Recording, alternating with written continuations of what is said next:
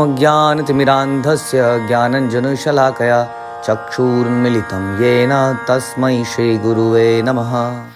हरे कृष्ण। श्री चैतन्य चरितामृत मध्य लीला chapter 17 प्रयार संख्या 201। तो हम चर्चा कर रहे हैं कि किस प्रकार से चैतन्य महाप्रभु को देखकर वृंदावन के वृक्ष लताएं सब प्रफुल्लित हो उठे और सारा माहौल बदल गया। हिरण, हिरनिया, गायें, गायों के झुंड, बेलें, पक्षी, तोता सब भगवान से अट्रैक्ट हो गए। तो भगवान हमने डिस्कस किया कि भगवान सर्व आकर्षक हैं और उस जीवित यहाँ तक कि जो हमें जड़ चीज़ें दिखती हैं उसको भी आकर्षित कर लेते हैं। तो चैतन्य महाप्रभु उस ब्राह्मण के साथ चल रहे हैं जो उन्हें मथुरा में मिले थे और उन ब्राह्मण के साथ वो वृंदावन के 12 वनों में भ्रमण कर रहे हैं और भ्रमण करते करते ये सब लीलाएं हो रही हैं। और हमने सुना कि इसी प्रकार से जो भक्तगण हैं वो वृंदावन का मतलब उनका पूरा ब्रजमंडल से होता है या उस हर जगह से जहाँ चैतन्य महाप्रभु गए थे वो जगह हमारे लिए बड़ी महत्व की हो जाती हैं, वही हमारे तीर्थ हो जाते हैं वास्तव में भक्त के। तो इस प्रकार से इस सारे वनों की यात्रा हो रही है। फूल फल भरी डाल पड़े प्रभु पाए, बंधु देखी बंधु ये ना भेंट लैया याए। फूल फल से लदे वृक्ष तथा लताएं महाप्रभु के चरणों पर गिरकर नाना प्रकार की भेंटों से उनका स्वागत करने लगी, मानो उनके मित्र हों। हम सुनते हैं कि भगवान के धाम में खास तौर पे, ये तो धाम ही है, वृंदावन ही है, तो भगवान के धाम में जो पेड़ हैं, लताएं हैं, जो नदियां हैं, वो सब क्या है, वो जीवित प्राणी हैं जो कि शांत रस में है, जिसको हम कहते हैं राइट। तो अगर पेड़ उगे हुए हैं, अगर देखिए आप रास्ते में जा रहे हैं और पेड़ उगे होंगे, फूल लगे होंगे, तो भगवान को कितनी प्रसन्नता होगी। तो इसके लिए भी वहाँ कुछ जीव ऐसे हैं जो ये सेवा ले लेते हैं कि भगवान के लिए हम यहाँ से एक नदी बनेंगे, भगवान आएंगे तो अच्छा लगेगा, कभी उससे खेलेंगे, कोई पत्थर बनेंगे बढ़िया सा जिस पर भगवान बैठेंगे। तो ये शांत रस के भक्त हैं जो कि वेट करते हैं जैसे उनको मौका मिलता है ना।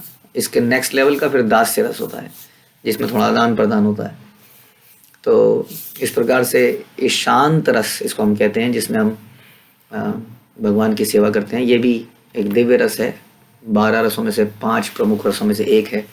और यहाँ पे देख रहा है ये इन लताओं के माध्यम से लदे वृक्ष और लताएं जो महाप्रभु के चरणों पर गिरकर झुक गई हैं और अपने उनके साथ जो भी उनके फल लगे हैं, फूल लगे हैं, उनके पैरों में एकदम से वो गिराने लगे हैं।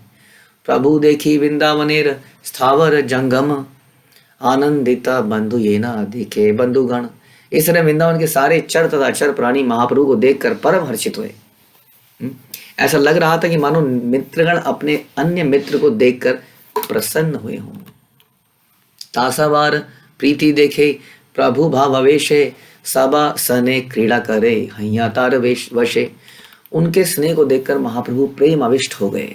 क्योंकि ऐसे ही क्या कहते हैं, अनअलॉयड या अन एक्सपेक्टेशन जिसमें कोई ना हो, अप्रतिहता और अहेतुकी, ये जो भक्ति है ये एकदम से अट्रैक्ट कर लेती है भगवान को। क्योंकि इसमें भक्त को कुछ इच्छा नहीं होती है, उसको बदले में कुछ चाहिए नहीं होता, वो करता ही रहता है। जैसे शांत रस भी वैसे ही एक दिव्य रस है। अब भगवान ने इन लताओं को देखा तो एकदम से हर्षित हो गए और इन जानवरों को देखा, इनके तरफ प्रेम को देखा तो एकदम से प्रेम आविष्ट हो गए। तो दिस इज द वे। एक अद्भुत है चीज़ है कि इनको कुछ वाहवाही शाबाशी मिलती नहीं है ना जनरली पेड़ों को, लताओं को, लेकिन उनके अंदर कितना प्रेम है। तो प्रेमाविष्ट हो गए वे, उनसे उसी तरह खेलने लगे जैसे जिस तरह मित्र एक दूसरे के साथ खेलते हैं, इस तरह वे स्वेच्छा से अपने मित्रों के वशीभूत हो गए। प्रति वृक्ष लता प्रभु करे न आलिंगन, पुष्पादि ध्याने ध्याने करे न कृष्ण समर्पण। श्री चैतन्य महाप्रभु हर वृक्ष और हर लता को आलिंगन करने लगे और वे बदले में उन्हें अपने फूल फल समर्पित करने लगे, मानो वे समाधि में हो। अश्रु कंप पुलक प्रेमे शरीर अस्थिरे, कृष्ण बल भले उच्च स्वरे। महाप्रभु का शरीर चंचल था और उसमें अश्रु कंपन हर्ष प्रकट हो रहे थे। वे जोर जोर से कृष्ण कृष्ण बोल कृष्ण बोल कृष्ण बोल कह रहे थे। स्थावर जंगम मिली करे कृष्ण ध्वनि, प्रभुर गंभीर स्वरे ये न प्रतिध्वनि। तब सारे चर तथा अचर प्राणी हरे कृष्ण के दिव्य ध्वनि का उच्चारण करने लगे, मानो वे चैतन्य महाप्रभु के गहन स्वर की प्रतिध्वनि कर रहे हों। तो प्रतिध्वनि है ना, हम श्रील प्रभुपाद का वो चैंटिंग कोड पढ़ते हैं कि जब हम जोर से चैंटिंग करते हैं तो कई बार पीछे से आवाज आती है, इको होती है। तो कहते हैं ये इको नहीं है, ये पेड़ पौधों का अचर अचर का रिस्पॉन्स है हमारे हरे कृष्ण के लिए, मंत्र के लिए। मृगेर गलाधरी प्रभु करे न रोदने, मृगेर पुलक अंगे अश्रु नयने। फिर महाप्रभु मृगों को गले लगाकर रोने लगे। उन मृगों के शरीरों से हर्ष प्रकट हो रहा था, उनके नेत्रों में आंसू थे। एक लाइव एग्जाम्पल है जो हम यहाँ सुन रहे हैं कि इस प्रकार जीवन इन सब चीज़ों में है ना, पुष्पों में, लताओं में, पेड़ों में, जानवरों में, इन सब में जीवन है। हमें क्यों नहीं दिखता है? क्योंकि हम सेल्फिश हो जाते हैं। जब एक बकरे को, एक हिरण को खाने की तरह देखते हैं, देखो चलता फिरता खाना जा रहा है, ये पक के मेरे सामने आ जाए तो कितना मजा आए। स्वार्थी मनुष्य हो जाता है ना, तो उसमें दूसरों की भावनाओं के प्रति सेंसिटिविटी नहीं रहती है। अब आदमी इतना स्वार्थी हो जाता है कि फिर जानवर क्या, फिर तो मनुष्यों के प्रति भी सेंसिटिव नहीं रहता है। किसको उसकी बात का बुरा लग रहा है, किसको उसकी बात का अच्छा लग रहा है। जितना जड़ बुद्धि, मतलब जड़ मनुष्य कहाँ रहा हो, जड़ बुद्धि। तो हम कहते हैं कि जानवरों के अंदर से भी प्रेम के भाव को निकाला जा सकता है यदि हम उनको प्रेम करें तो। क्योंकि हम स्वार्थी हैं इसलिए हमें जानवर क्या लगता है, जानवर लगता है कि इसमें आत्मा नहीं है। जैसे पहले लोगों ने कहा कि स्त्री के अंदर आत्मा नहीं है। क्यों? स्त्री भी भोग्य वस्तु मानी गई कई लोगों द्वारा। हाँ, तो सेल्फिश हो गया इंसान। जब सेल्फिश हो गया तो उसको उसके अंदर की आत्मा दिखी नहीं, भावनाएं दिखी नहीं। वैसे अब जानवरों के अंदर उन्हें भावनाएं नहीं दिख रही हैं। हाँ, इस प्रकार से हर वस्तु है वास्तव में, हर वस्तु को लेकिन कृष्ण के लिए इस्तेमाल कर सकते हैं।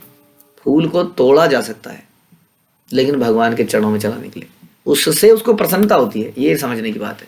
उसी प्रकार पेड़ पौधे को हम सब्जियां इत्यादि बनाते हैं, आंख बंद करके पेड़ पौधे काट काट के फैक्ट्री नहीं बनाते हैं। उसको भगवान के लिए उससे प्रसाद बनाते हैं, उसको इस्तेमाल करते हैं, उसमें उनको लगता है मेरा जीवन सफल हो गया। तो यही है जीवन की सफलता। एनीवे जीवन तो देखिए खत्म होगा ही, वो जानवर तो मरेगा ही, वो पेड़ पौधा भी मरेगा ही, हम भी मरेंगे ही।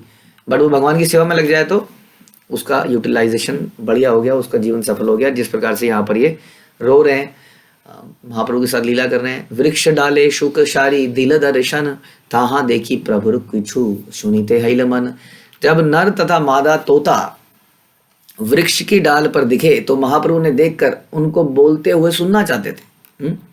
शुक सारी का प्रभुर हाथे ओढ़ी पड़े, प्रभु केशु नाया कृष्णेर गुण श्लोक पढ़े। नर तथा मादा दोनों तोते उड़कर महाप्रभु के हाथ पर बैठ गए और कृष्ण के दिव्य गुणों का गान करने लगे, जिसे महाप्रभु सुनते रहे। दिस इज अनदर एग्जाम्पल कि वैकुंठ गोलोक जगत कैसा है। ऐसा ही है गोलोक जगत, जहाँ पर सारे वृक्ष पेड़, यहाँ तक कि जानवर। अब यहाँ पक्षी देखिए, पक्षी भी भगवान का गुणगान कर रहे हैं। हम सुनते हैं ना श्रीमद् भागवत में कि वृंदावन में, गोलोक वृंदावन में जब एक कौवा हरे कृष्ण गाता है तो कोयल भी चुप जाती है कि सुने, जरा सुने कैसा गा रहा है। जैसा भी गा रहा है लेकिन गा रहा है, भगवान के लिए गा रहा है। तो सबके अंदर भगवान के लिए इतना प्रेम है कि कहीं से भी कैसे भी सुनाई देता है तो सब सुनने लगते हैं। तो इस प्रकार से यहाँ तोता है, वो तोता भी गुणगान कर रहा है महाप्रभु के हाथ में बैठकर। हर तोता गाने लगा। यह श्लोक गोविंद लीलामृत से लिया गया। सौंदर्यम दलनानि धैर्य दलनम लीला स्मास्तंभिनी, वीर्यम कंदुकीतादि वर्यम मला परार्धम गुणा, शीलम सर्वजनानुरंजन महामहो यमस्म पर प्रभुर विश्वम विश्वजनीन कीर्तिरवतात कृष्णो जगमोहना। नर तोता गाने लगा। पूर्ण पुरुषोत्तम भगवान कृष्ण का गुणगान ब्रह्मांड में हर एक के लिए लाभप्रद है। उनका सौंदर्य वृंदावन की गोपियों को मात देने वाला है और उनके धैर्य को दमित करने वाला है। उनकी लीलाएं लक्ष्मी देवी को स्तंभित करने वाली हैं और उनका शारीरिक बल गोवर्धन पर्वत को गेंद जैसा छोटा खिलौना बना देता है। उनके निर्मल गुण अनंत हैं। उनका आचरण सबको तुष्ट करने वाला है। भगवान कृष्ण सबके लिए आकर्षक हैं। ओह हमारे प्रभु सारे ब्रह्मांड का पालन करें। सुख मुखे सुनी तबे कृष्णेरा वर्णन, शारी का पढ़िए तबे राधिका वर्णन। नर तोते से भगवान कृष्ण का वर्णन सुनकर मादा तोता श्रीमती राधा रानी का वर्णन करने लगी। उसने कहा, श्री राधिकाय प्रियता सुरूपता सुशीलता नर्तन गान चातुरी गुणाली संपत कवि तच राजते जगन्मनो मोहन चित्त मोहिनी। मादा तोता ने कहा, श्रीमती राधा रानी का स्नेह, उनका अनुपम सौंदर्य तथा उत्तम आचरण, उनका कलापूर्ण नृत्य तथा गायन और उनकी कविता सबके सब इतने आकर्षक हैं कि वे उन कृष्ण के मन को भी आकर्षित कर लेते हैं, जो ब्रह्मांड के हर व्यक्ति के मन को आकर्षित करने वाला है। तो तोते ने बहुत सारी गुणगान किए भगवान के, और नर मादा तोता ने कहा, ठीक है, तुम्हारे कृष्ण में इतने सारे गुण हैं, लेकिन राधा रानी कृष्ण को आकर्षित कर लेती है। पुनः शुक कहे कृष्ण मदन मोहन तबे यार श्लोक शुक करेला पठन। और उसके बाद तोते ने कहा, कृष्ण तो कामदेव को भी मोहित कर लेते हैं। और फिर वो दूसरा श्लोक सुनाने लगा, वंशीधारी जगन्नारी चित्तहारी सशारी के विहारी गोपी नारी जिया मदन मोहना। तब तोते ने कहा, हे प्रिय शारी, यानी कि मादा तोता, श्री कृष्ण वंशी धारण करने वाले हैं और ब्रह्मांड भर की सारी स्त्रियों के हृदयों को हरने वाले हैं। वे सुंदर गोपिकाओं के विशेष रूप से भोगता हैं और कामदेव को भी मोहने वाले हैं। आओ उनका यशगान करें। पुनः शारी कहे शुके करी परिहास ताहा सुनी प्रभु रहिल विस्मय प्रेमोल्लास। तब मादा तोता ने नर तोते से परिहास करते हुए बोलना प्रारंभ किया और श्री कृष्ण चैतन्य महाप्रभु उसे इस प्रकार बोलते सुनकर अद्भुत प्रेम से चकित रह गए। मादा तोता ने क्या कहा, राधा संगे यदा भाति तदा मदन मोहन अन्यथा विश्व मोहपी स्वयं मदन मोहिता। मादा तोता ने कहा कि जब श्री कृष्ण राधा रानी के साथ होते हैं तब वे कामदेव को भी मोहने वाले मदन मोहन होते हैं, अन्यथा जब वे अकेले होते हैं तो वे समस्त ब्रह्मांड को मोहने वाले होते हुए भी काम के वशीभूत जाते हैं। क्या मतलब हो गया कि जब वहां पे राधा रानी नहीं होती तो काम के वशीभूत हो जाते हैं। इसका मतलब यह है, काम के वशीभूत तो हो नहीं सकते हैं, इसका मतलब है राधा रानी के प्रेम में होते हैं ना, विरह में होते हैं। तो उसको इस तरह से लिया जा रहा है कि काम के वशीभूत हो जाते हैं, यानी कि जब वो अकेले होते हैं तो जब वो राधा रानी के साथ होते हैं तो सबको अट्रैक्ट करते हैं, क्योंकि वो एकदम प्रसन्न चित्त अवस्था में होते हैं। और जब वो राधा रानी नहीं होती है तो वो खुद ही अपने आप ही इतने दुख में आ जाते हैं, राधा रानी को ढूंढते हुए उनके प्रेम के वशीभूत जाते हैं। कहने का मतलब ये है, यहाँ ये कविता पूर्ण तरीके से बता रहे हैं, दोनों की चर्चाएं हो रही हैं, इसलिए काम के वशीभूत बोला जा रहा है, वरना कृष्ण कभी काम के वशीभूत हो नहीं सकते हैं। शुक सारी उड़ी पुनः गेला वृक्ष डाले मयूरेर नित्य प्रभु देखे कुतूहले। तब नर तथा मादा तोते उड़कर वृक्ष के डाल पर चले गए और चैतन्य महाप्रभु अत्यंत उत्सुकता पूर्वक मोरों का नृत्य देखने लगे। तो हर कोई की टर्न आ रही है और हर कोई भगवान को प्रसन्न कर रहा है अपने अपने स्टाइल से। कभी वृक्ष लता, कभी पहले गायें, फिर हिरन, अब ये तोतों ने खूब गुणगान किया, अब जो है मोर नृत्य कर रहे हैं और ये उन मोरों का नृत्य देख रहे हैं। हाँ, तो सारी सृष्टि वास्तव में किस लिए बनाई गई है? कृष्ण की प्रसन्नता के लिए। क्यों? क्योंकि वो कृष्ण की प्रसन्नता करके उन्हें जो सुकृति मिलेगी उससे वो शुद्ध होंगे, और शुद्ध होंगे तो भगवान के धाम में जाएंगे। लेकिन ये तो वृंदावन धाम स्वयं है जहाँ पर भगवान विचरण कर रहे हैं।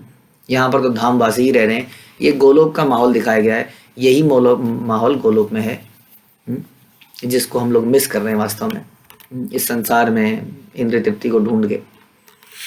मयूरेर कंठ देखी प्रभु कृष्ण स्मृति हैला प्रेमावेशे महाप्रभु भूमि ते पड़िला।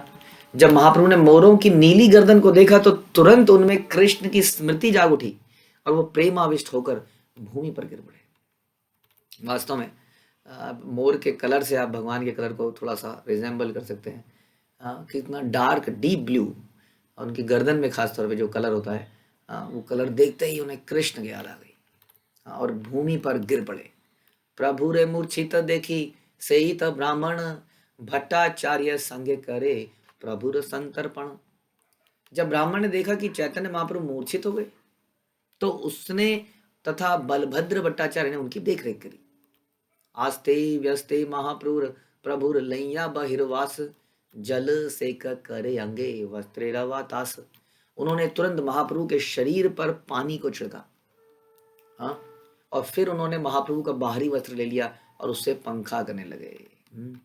तो महाप्रभु वास्तव में बेहोश नहीं हुए हैं, वो अपनी लीलाओं में इस वक्त हैं। प्रभु करने कृष्ण नाम कहे उच्च करी, चेतन पाइया प्रभु यान गाड़ा गड़ी। फिर वे महाप्रभु के कान में कृष्ण का नाम उच्चारण करने लगे और तब महाप्रभु को चेतना आई तो वे भूमि पर लौटने लगे। हम्म?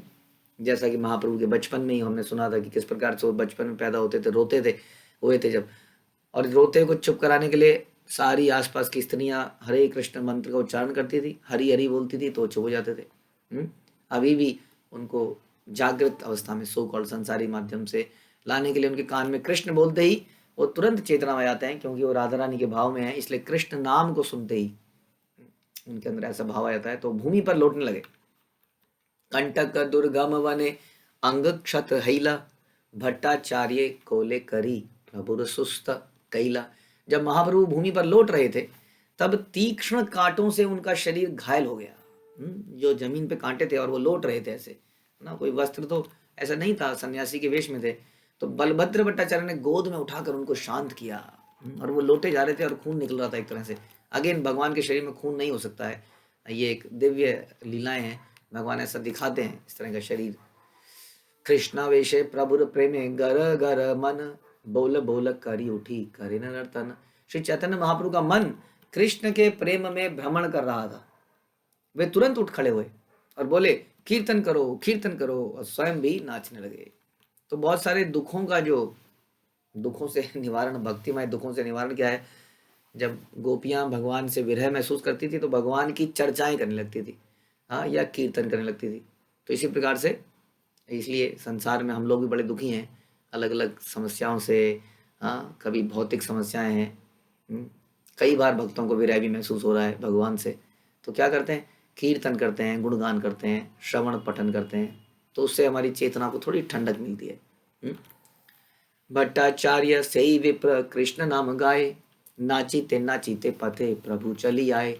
महाप्रभु का आदेश पाने पर बलभद्र भट्टाचार्य तथा ब्राह्मण दोनों कृष्ण नाम का कीर्तन करने लगे और तब महाप्रभु नाचते नाचते मार्ग पर आगे बढ़ने लगे। प्रभुर प्रेमावेश देखी ब्राह्मण विस्मिता, प्रभुर रक्षा लागी विप्र हैला चिंतिता।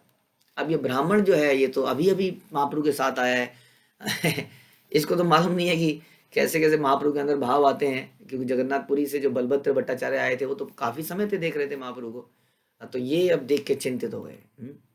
हालांकि वो भगवान है, लेकिन भक्त जो है प्रेम अवश्य ये भूल जाता है कि वो भगवान है, और प्रेम के कारण उनकी सुरक्षा करने के बारे में चिंता होने लगती है उसको। वह ब्राह्मण श्री चैतन्य महाप्रभु के प्रेमावेश के भावों को देखकर विस्मित था, फिर वह महाप्रभु को सुरक्षा प्रदान करने के लिए चिंतित हो उठा कि यदि ये इस तरह से कहीं गिर जाएंगे, कहीं कांटे लगेंगे, कहीं पर पानी में कूद जाएंगे, तो ये सब चिंताएं उसको सताने लगी। नीला चले छिला यही छे प्रेमावेशे मन, वृंदावन यही पथे हिला शता गुण। चैतन्य महाप्रभु का मन जगन्नाथपुरी के में प्रेमावेश में मग्न था, किंतु जब वह वृंदावन के मार्ग से होकर निकल रहे थे तब वह प्रेम सैकड़ों गुना बढ़ गया। यही फायदा होता है इन स्थानों में जाने का, क्योंकि ये स्थान हमें याद दिलाते हैं, है ना।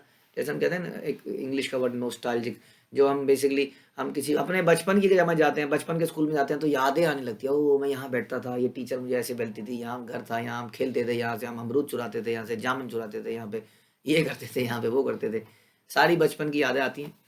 तो ये तो होगी भौतिक यादें जो हमें और ज़्यादा भौतिकता में डुबो देती हैं। This is not a good thing to do. इन सब चीज़ों के सपनों में कई बार हम कई घंटों तक चर्चा करते रहते हैं इन बातों की, अच्छा लगता है बड़ा, लेकिन वास्तव में ये सब भौतिक चर्चाएं हैं। हाँ, यहाँ पर ठीक उसी तरह से भगवान को वो वृंदावन की लीला याद आती है, या हम जब वृंदावन जाते हैं तो हमें कृष्ण संबंधी जब हम देखते हैं उन लीला स्थलियों को, तो हमें वो सारी चीज़ें हमें लगता है कि हाँ इसी भूमि पर भगवान चले होंगे, इसी भूमि पर भगवान लौटे होंगे, कृष्ण बलराम रमन रेती में खेले होंगे। ये सब विचार हमारे दिमाग में आते हैं। हाँ, यहाँ भगवान कालिया के ऊपर छलांग मारी पेड़ में से, फिर यहाँ पर पड़ोस में आके सो गए आदित्य टीला में। हाँ, और इस प्रकार से सारी चीज़ें हमारे दिमाग में आती हैं। तो आप सोचिए चैतन्य महाप्रभु का भाव तो क्या था, ही वॉज इन द भाव, राधा रानी के भाव में वो थे।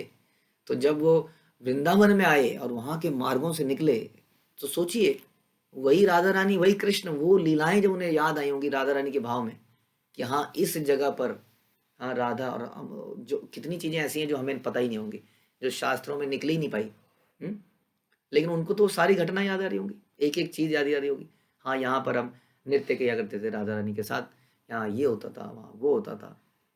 तो उनका भाव जो है वो सैकड़ों गुना बढ़ जाता था। सहस्त्र गुण प्रेमे प्रेम बाळे मथुरा दर्शने, लक्ष गुण प्रेम बाळे भ्रमे यबे वने। जब महाप्रभु ने मथुरा को देखा तो उनका प्रेम 1000 गुना बढ़ गया, किंतु जब वे वृंदावन के जंगलों में घूम रहे थे तब वे लाखों गुना बढ़ गया। क्योंकि मथुरा जो है थोड़ा सा ऑपुलेंट जगह थी, वहाँ का भाव थोड़ा डिफरेंट था। गोपियाँ तो वहाँ नहीं थी, वहाँ पे तो मथुरा के राज्य काज था और मथुरा की स्त्रियाँ थी, वहाँ पर भी अद्भुत लीलाएं हुई थी। लेकिन वृंदावन तो स्पेशल था। खासतौर पे जो बाकी वन थे उनमें वो ऐश्वर्य भाव नहीं था। हालांकि मथुरा भी ब्रजमंडल का ही पार्ट है, लेकिन स्पेशली मथुरा जगह थोड़ी सी ऑपुलेंस, क्योंकि भगवान का वहाँ डिफरेंट रूप था। वहाँ वो वसुदेव के पुत्र थे, और बाकी जगह में वो नंद बाबा के पुत्र थे, तो इसलिए भाव बड़ा डिफरेंट था। हाँ, मथुरा में गोपियाँ नहीं गई थी, लेकिन बाकी जगहों में तो गोपियों के साथ नित्य लीलाएं होती थी सारे इन वनों में। उधर से काम वन है, उधर से कितने सारे दूर दूर के वन जो हम देखते हैं आज के डेट में, उधर गोवर्धन की जगह है, वृंदावन अपने आप में इतना बड़ा है। इन सारी जगहों में भगवान की बड़ी मधुर लीलाएं हुई थी, तो इसलिए मथुरा से जब वृंदावन आए तो लाखों गुना बढ़ गया। अन्य देश प्रेम उछले वृंदावन नामे, साक्षात भ्रमये सब एवे सही वृंदावने। प्रेमे गर गर मन रात्रि दिवसे, स्नान भिक्षादि निर्वाह करेन अभ्यासे। जब चैतन्य महाप्रभु श्री चैतन्य महाप्रभु अन्यत्र थे, कहीं और थे, तब वृंदावन का नाम सुनकर ही उनका प्रेम बढ़ जाता था। अब जबकि वे वृंदावन के जंगल में वास्तव में भ्रमण कर रहे हैं तो उनका मन रात दिन प्रेम में निमग्न रहता था। वे मात्र अभ्यास के कारण खाते थे और नहाते थे। हाँ, भक्त लोग खाते और नहाते क्या है? अभ्यास के कारण, मतलब एक रूटीन बन चुका है, उस रूटीन के अंतर्गत चलो अच्छा खाना है चलो खा लेते हैं। संसार में लोग खाने के लिए प्लानिंग करते हैं, बहुत लंबी लंबी प्लानिंग, पूरे दिन प्लानिंग होती रहती है। आज कहाँ जाएंगे, आज कहाँ जाएंगे, इस वाले होटल की ये स्पेशलिटी है, इसकी ये है, इसमें ये बढ़िया मिलता है। हाँ, तो ऐसी प्लानिंग चलती है, बहुत लंबी चौड़ी प्लानिंग चलती है। लेकिन भक्त लोगों के लिए जीवन में खाना पीना इत्यादि क्या है? It's like a routine. Although हमारे जीवन में प्रसाद है, तो प्रसाद को सुन के एक्साइटमेंट होना इज ए डिफरेंट थिंग, यही भाव से। लेकिन भक्त लोग इन चीज़ों की प्लानिंग नहीं करते ना, भौतिक सुखों की प्लानिंग नहीं करते हैं, क्योंकि उनका इतना अट्रैक्शन हो जाती है भगवान के प्रति, भगवान के भक्तों के प्रति, लीलाओं के प्रति। इसलिए तो वो जब खा पी रहे थे तो केवल एक तरह से रूटीन था, इसलिए खा रहे थे, लेकिन उनका दिन रात उनका मन जो है प्रेम में निमग्न था। एई मत प्रेमे यावत भ्रमिल बारवन, एकत्र लिखिलूं सर्वत्र नाय यार वर्णन। इस तरह मैंने महाप्रभु के प्रेम का वर्णन किया है। जो वृंदावन के 12 वनों में भ्रमण करते समय उन्होंने एक स्थान पर प्रकट किया, सभी स्थानों पर उन्होंने क्या अनुभव किया, इसका पूरा पूरा वर्णन कर पाना असंभव है वास्तव में। बिल्कुल सही, मैंने हम अभी चर्चा कर रहे थे। सोचिए, जैसे कि महाप्रभु ने राधा कुंड की खोज करी। हाँ, महाप्रभु जा रहे थे, उसी भ्रमण करते हुए समझ लीजिए उन्होंने देखा कि एक धान का खेत है और धान के खेत में कुछ पानी सा इकट्ठा हो रखा है। तो महाप्रभु एकदम से वहाँ जाके लोटपोट हो गए, भाव में आ गए, और तब महाप्रभु ने उजागर किया ये कोई साधारण पानी नहीं है, ये राधा कुंड है। अब जाने कितनी जगह पे ऐसे तालाब से बन जाते हैं अपने आप, अब क्या पता हमें कौन सा तालाब है ये, है ना। तो महाप्रभु ने उसको राधा कुंड को खोजा, उसके बाद राधा कुंड को प्रॉपरली खुदाई करी गई।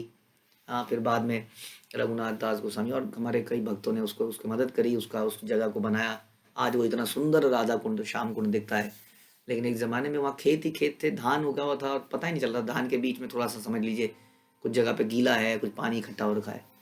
अब ऐसी जगह में जब महाप्रभु पहुँचे होंगे तो क्या भावना आई होगी। जब हम लोग राधा कुंड में जाते हैं, हमारे अंदर इतना प्रेम पैदा हो जाता है, तो भगवान उन जगहों में जाके वो सारी लीलाएं उन्हें याद आई होंगी। हाँ, राधा रानी ने ऐसे खोदाई करी थी, हाँ, कंगनों से या हाथ से, तो बना नहीं पा रही थी, तो मैंने ही उनको ये जल प्रदान किया, मैंने ही नदियों से बोला। किस प्रकार की वो सारी लीला उनके दिमाग में आई होगी, और कैसा आदमी, जो व्यक्ति इतना प्रेम में हो, वो क्या उसका हालत हुई होगी उनकी। तो एक एक जगह पर क्या क्या लीलाएं हुई, क्या क्या उनकी हालत हुई, ये कृष्णदास कविराज कह रहे हैं, मैं बता नहीं सकता हूँ, क्योंकि वो एक एक लीला उनको याद आई होगी वृंदावन की। और अभी वो अकेले हैं इस वक्त, संसारिक दृष्टि से वो कृष्ण जो है अकेले ही भ्रमण कर रहे हैं राधा रानी के भाव में। तो इस प्रकार से हम सुनते हैं नीम तला, नीम के पेड़ के नीचे, नीम के तल में, जो वृंदावन के परिक्रमा मार्ग में आता है, महाप्रभु वहाँ पर बैठ के बहुत देर रोते थे। सामने ही यमुना नदी बहती थी और राधा रानी के विरह में वो सब जगह उनको याद आती थी। नीम तला में भी बहुत सारी लीलाएं हुई हैं जो उनको याद आई उस वक्त, और वो वहाँ पर बैठे। आज भी वो जगह भक्तों ने उस नीम के पेड़ के नीचे महाप्रभु का एक स्थल बना रखा है जहाँ वो बैठ के अक्सर बैठा करते थे इस दौरान जब वो वृंदावन में आए। हाँ, उसके बाद ऐसी कई जगह हैं आज भी हम सुनते हैं। उसके आगे भी इवन राधा कुंड, श्याम कुंड में भी एक जगह है जहाँ महाप्रभु का स्थान है, जहाँ वो आए। ध्यान रखिए, कई बार हम बोलते हैं महाप्रभु की बैठक, तो वो महाप्रभु जनरली वल्लभाचार्य हैं, ध्यान रखिएगा। वो महाप्रभु चैतन्य महाप्रभु के लिए नहीं है। वो लोग भी महाप्रभु को, वल्लभा भट्टाचार्य को महाप्रभु कहते थे। तो आपको थोड़ा सा ध्यान रखना पड़ेगा कि महाप्रभु की बैठक है तो क्या मतलब है उसका स्वास्थ्य। महाप्रभु की बैठक तो समझ लीजिए वल्लभाचार्य का ही स्थान है। तो महाप्रभु की बैठक स्थान हमने कभी नहीं सुना चैतन्य महाप्रभु के लिए। लेकिन एक स्थान आता है इधर, जब हम संगम, राधा कुंड श्याम कुंड संगम से थोड़ा सा पहले, जहाँ महाप्रभु का एक स्थल है जहाँ पर वो वहाँ पर बैठे थे। तो इस प्रकार कई सारी स्थलियाँ हैं जहाँ महाप्रभु का आज भी वो स्मारक चिन्ह बनाए हुए हैं। जैसे विश्राम वट हम सुनते हैं आगे, अगेन वृंदावन के परिक्रमा मार्ग पे विश्राम वट, जहाँ जगन्नाथ जी का मंदिर है, वहाँ एक वट वृक्ष के नीचे चैतन्य महाप्रभु ने विश्राम किया था। तो वो स्थल भी सुरक्षित रखा गया है। तो इस प्रकार से कई जगह हैं। कितनी लीलाएं यहाँ पर बताएं कृष्णदास कविराज कह रहे हैं, मैं पूरा वर्णन नहीं कर सकता। इतने लीलाओं में उन्होंने भ्रमण, इस जगह में भ्रमण किया और इतने भाव प्रकट किए। वृंदावन हईले प्रभुर यतेक प्रेमेर विकार, कोटि ग्रंथे अनंत लिखेन ताहर विस्तार। वृंदावन में श्री चैतन्य महाप्रभु को प्रेम विकार की जो अनुभूति हुई, उसका विशद वर्णन करने के लिए भगवान अनंत लाखों ग्रंथों की रचना करते हैं। इसलिए हम देखते हैं कि चैतन्य चरितामृत, चैतन्य भागवत, चैतन्य मंगल, न जाने कितने और ग्रंथ लिखे गए हैं भक्तों द्वारा, जिसमें अलग अलग चीज़ों की डिटेलिंग करी गई है। अनंत लीलाएं हैं वास्तव में। और कई बार वो कुछ भक्तों के हृदय में उजागर होती हैं तो वो लिख देते हैं, तभु लिखी बारे तारे नारे तारे एक कण, उद्देश्य करी त करी दिग्दर्शन। चूंकि भगवान अनंत स्वयं इन लीलाओं के एक अंश का भी वर्णन नहीं कर सकते। अनंत जो स्वयं अनंत हैं, अनंत शेष, अनंत उनके मुख हैं, वो अपने मुखों से लगातार भी बोलते रहते हैं तो भी इन लीलाओं की चर्चा समाप्त नहीं हो सकती है। तो कह रहे मैं लिख कैसे सकता हूँ भैया। अब बोलने और लिखने में तो फर्क है ना। लिखने में समय चाहिए, बोलना में तो आदमी बोल देता है। कहें वो बोलते बोलते उनका समाप्त ही नहीं हो रहा है तो मैं कैसे लिखूं इतनी लीलाएं। अब मैं तो केवल दिशा निर्देश ही कर रहा हूँ, मैं तो थोड़ा सा बता रहा हूँ। हाँ हाँ, वृंदावन गए थे तो कुछ कुछ ऐसा हुआ था, सुनिए थोड़ा सा ऐसा हुआ था, थोड़ा अब आप सोचिए इसके आगे कि वास्तव में कितना हुआ होगा। ऐसा बता रहे हैं, जगत भासील चैतन्य लीला पाथारे, यार यत शक्ति तथ पाथारे संतारे। सारा संसार श्री चैतन्य महाप्रभु की लीलाओं की बाढ़ में डूब गया। कोई भी व्यक्ति अपनी शक्ति के अनुसार ही उस जल में तैर सकता है। और इस जल में डूबना, इस जल में डूबना इज गुड थिंग। यहाँ पे डूबने का मतलब मरना नहीं है, भवसागर में डूबना नहीं है, ये भक्ति के प्रेम में डूब रहा है व्यक्ति। तो इसमें कह रहे हैं कि तैरना बड़ा मुश्किल है, बहुत मुश्किल है तैरना, इसमें तो डूब ही जाएगा। इतना ज़्यादा आएगा, इतना प्रेम आएगा कि आदमी डूब ही जाता है। श्री रूप रघुनाथ पदे यार आश, चैतन्य चरितामित कहे कृष्णदास। श्री रूप तथा रघुनाथ के चरण कमलों में प्रार्थना करते हुए सदैव उनकी कृपा की आकांक्षा करते हुए मैं कृष्णदास उनके चरण चिन्हों का अनुगमन करता हुआ श्री चैतन्य चरितामृत कह रहा हूँ। इस तरह से चैतन्य चरितामृत मध्य लीला के 17वें अध्याय का भक्ति वेदांत तात्पर्य पूर्ण हुआ, जिसमें हमने सुना महाप्रभु की वृंदावन की लीलाएं। ओके, कुछ समय बचा है, एक अगले चैप्टर का हम थोड़ा सा डिस्कशन कर सकते हैं। तो थोड़ा सा मुझे एक मिनट को खोलने का समय दीजिए।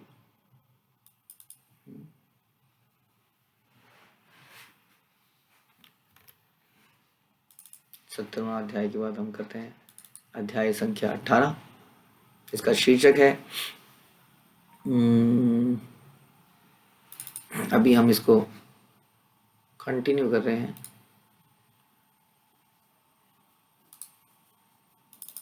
लॉर्ड चैतन्य महाप्रभु की जो है वृंदावन में भ्रमण को कंटिन्यू करेंगे। इस पिछले अध्याय में हमने देखा कि किस प्रकार से वो वृंदावन में आए, और अब हम देख रहे हैं कि किस प्रकार से वो वृंदावन में उन्होंने भ्रमण किया और क्या क्या थोड़ी बहुत लीलाएं जितनी भी लिखी होंगी उसको चर्चा करते हैं। तो चैतन्य महाप्रभु द्वारा वृंदावन में भ्रमण, अध्याय 18। वृंदावन वने स्थिर वृंदावन स्थिर चरान नंदयन अवलोकने आत्मानं च तत आलोकात गौरांग परिता अभ्रमत। श्री चैतन्य महाप्रभु ने सारे वृंदावन में घूमकर सारे चर तथा अचर जीवों को अपनी चितवन से प्रफुल्लित कर दिया। अब कितना वेट करते हैं ना कोई ये लोग भक्त लोग, खास तौर पे शांत रस का व्यक्ति भक्त जो है, जैसे जो पेड़ है, वो पेड़ वेट कर रहा है वहां पर, तो एक दिन चैतन्य महाप्रभु आएंगे और मेरे नीचे से गुजरेंगे, बस इसी दिन का वेट कर रहा है वो पत्थर जो है वेट कर रहा है चैतन्य महाप्रभु आएंगे। विश्राम वट 16 हमने डिस्कस किया, वो वट वृक्ष वेट कर रहा है इतने सालों से कि चैतन्य महाप्रभु आएंगे और मेरे नीचे बैठेंगे। तो ये सारे भक्त जो है, इनकी जो तृष्णा थी वो भगवान ने पूरी करी जब वहां पहुंचे। श्री चैतन्य महाप्रभु ने सारे वृंदावन में घूम के सारे चर और अचर जीवों को अपनी चितवन से प्रफुल्लित कर दिया। हर व्यक्ति को देखने में महाप्रभु को प्रसन्नता होती। इस तरह भगवान गौरांग ने वृंदावन का भ्रमण किया। जय जय गौर चंद्र जया नित्यानंद, जय अद्वैत चंद्र जय गौर भक्त वृंद। तो श्री गौर चंद्र की जय हो, नित्यानंद प्रभु की जय हो, श्री अद्वैत प्रभु की जय हो, तथा भगवान चैतन्य के भक्तगण श्रीवास ठाकुर आदि की जय हो। एई मत महाप्रभु नाचीते नाचीते आरिट ग्रामे आसी भार्य हैल आचंभिते। श्री चैतन्य महाप्रभु प्रेमाविष्ट होकर नाचते रहते थे, किंतु जब वे आरिट ग्राम आए तो उनकी बाहरी चेतना जागृत हो गई। तो आरिट ग्राम का अन्य नाम अरिष्ट ग्राम भी है। अरिष्टासुर सुना है ना आप लोगों ने, अरिष्टासुर। तो अरिष्ट ग्राम, आरिट ग्राम, बिगड़ते बिगड़ते देखो ऐसा, अरिष्ट से अरिष्ट ग्राम हुआ, अरिष्ट ग्राम से आरिट ग्राम हो गया। तो चैतन्य महाप्रभु को उस गांव में ज्ञात हुआ कि वहीं पर श्री कृष्ण ने अरिष्टासुर का वध किया था। यहाँ रहते हुए महाप्रभु ने राधा कुंड के विषय में पूछताछ करी, किंतु कोई भी उन्हें बता नहीं सका कि राधा कुंड है कहाँ पर। यहाँ तक कि उनके साथ का ब्राह्मण भी यह निश्चित नहीं कर सका। तब श्री चैतन्य महाप्रभु समझ गए कि राधा कुंड और श्याम कुंड नामक पवित्र स्थल लोगों की दृष्टि से ओझल हो चुके हैं। अतएव उन्होंने राधा कुंड और श्याम कुंड, इन दोनों कुंडों की खोज 2 धान के खेतों के में जल समूह के रूप में करी। यद्यपि इनमें बहुत कम जल था, किंतु चैतन्य महाप्रभु सर्वज्ञ थे और समझ सकते थे कि पूर्व काल में ये दोनों कृष्ण तथा राधा कुंड तथा श्याम कुंड कहलाते थे। दोनों कुंड ये दोनों कहलाते थे। इस तरह राधा कुंड और श्याम कुंड की खोज हुई। तो आरिट में पहुंच गए, आरिट ग्राम में, जहां पर अरिष्टासुर का वध हुआ। आरिटे राधा कुंड वार्ता पूछे लोक स्थाने, केह नहीं कहे संगेर ब्राह्मण न जाने। चैतन्य महाप्रभु ने स्थानीय लोगों से पूछा कि राधा कुंड कहाँ है, किंतु कोई उन्हें बता ही नहीं सका। उनके साथ रहने वाला ब्राह्मण भी कुछ नहीं जानता था। तीर्थ लुप्त जानी प्रभु सर्वज्ञ भगवान, दुई धान्य क्षेत्र अल्प जले कई न स्थान। तब महाप्रभु समझ गए कि राधा कुंड नामक तीर्थ स्थल लुप्त हो चुका है, किंतु सर्वज्ञ पूर्ण पुरुषोत्तम भगवान होने के नाते महाप्रभु ने 2 धान के खेतों में राधा कुंड और श्याम कुंड खोज निकाला। उनमें बहुत कम जल था, किंतु महाप्रभु ने वहां स्नान किया। सोचिए, कोई व्यक्ति खेतों के बीच में घुस जाए, वहां पे कुछ कीचड़ सा हो रहा हो थोड़ा सा, उसमें स्नान करने लग जाए। हाँ, देखी सब ग्राम में लोग विस्मय हाइलमन, प्रेमे प्रभु करे राधा कुंडे रस्तवन। और लोगों ने जब देखा कि धान के बेतों खेतों के बीच में ये नहा रहे हैं दोनों कुंडों में, श्री चैतन्य महाप्रभु स्नान करते हुए अत्यधिक आश्चर्यचकित हुए। तब महाप्रभु ने राधा कुंड की स्तुति करी। सब गोपी हईते राधा कृष्णेरा प्रेयसी, तैचे राधा कुंड प्रिया प्रियार सरसी। समस्त गोपियों में राधा रानी सर्वाधिक प्रिय है। इसी तरह राधा कुंड भी भगवान को अत्यंत प्रिय है, क्योंकि यह श्रीमती राधा रानी को अत्यंत प्रिय है। तो राधा रानी, समस्त गोपियों में राधा रानी सबसे प्रिय है, यहाँ पर यह कंफर्म किया जा रहा है।